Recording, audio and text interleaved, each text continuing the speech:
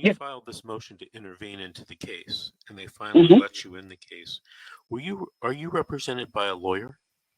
No, I wasn't, because I had no idea that I needed to be represented. I didn't expect it because I'm a licensed foster care provider. Okay, hold on a second. Stop.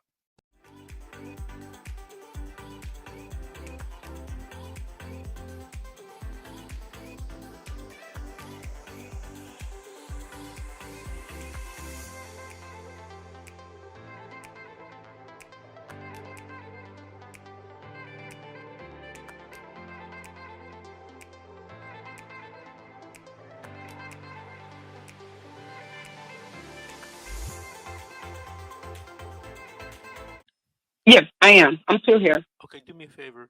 Continue with your story. Try to abbreviate it and then ask me your questions. Okay, so I want to go back on something too. So I forgot that when I started calling them and asking questions about my grandkids, one of the things that they did do was I all of a sudden received a certified letter from them, and it was dated July. They sent it out to me July 24th. I received it July 26th. And then they told me that I had 5 days to respond to them. For the kids had already been placed in foster home by then. And then I reached out to the worker, and so they had already placed the kids then, so there was no need for me to respond. So all in all, I'm going to kind of move forward a little bit to get into what has taken place since then. They gave mom and dad the safety plan of what they would need to do to start with the visits with the children, to unify with the children. They were telling them that mom had to do parenting classes. Mm-hmm. She had to do mental health assessments. She had to do UAs. They had mom doing UAs. Never court-ordered a Rule 25 on mom. But they had her doing UAs now. They had dad doing UAs. They told dad he had to do a Rule 25. However, the social worker, he asked when she told him that he needs to have a Rule 25 completed. He asked her, "Can I use you for a collateral statement? Can you send me back to the one I did before?" And she said, "Sure." And he said, "Okay, good." So he asked her, would she send it back to the other facility? And she told him, go down there. Well, in order to get in to complete a Rule 25, you need the referral from the social worker. Otherwise, you got to stand in line at 5 a.m. every morning and do it yourself. They will only take up to 10 people. Once those 10 people have been taken, you're out. So this dad would go and stand in line, take a video of himself standing in line, recording it, and show proof that I can't get in. And he kept going back to the social worker, trying to get in. And she kept telling, and so she made it look to the court like dad was not cooperating. He was not cooperating. It got down to the wire where they never had their family decision group. They never reached out. They never did a family search to try to find other family. Although it was court ordered by the judge to do the family search, they never did the family search for the family. I never got the children. However, in the paperwork it says that the children were placed with me, and the children were removed from me effective June 1st because the children feared for their safety.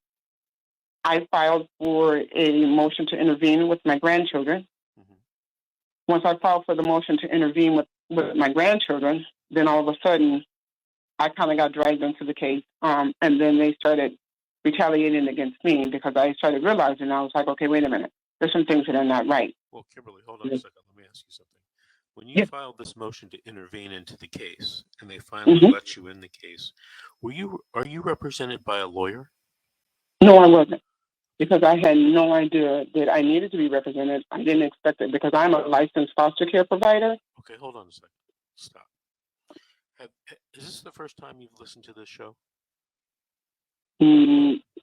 I've listened to you with a lot of your other shows, and I had this is my first time experiencing going to court like this. I didn't start listening to your show until our case got this deep.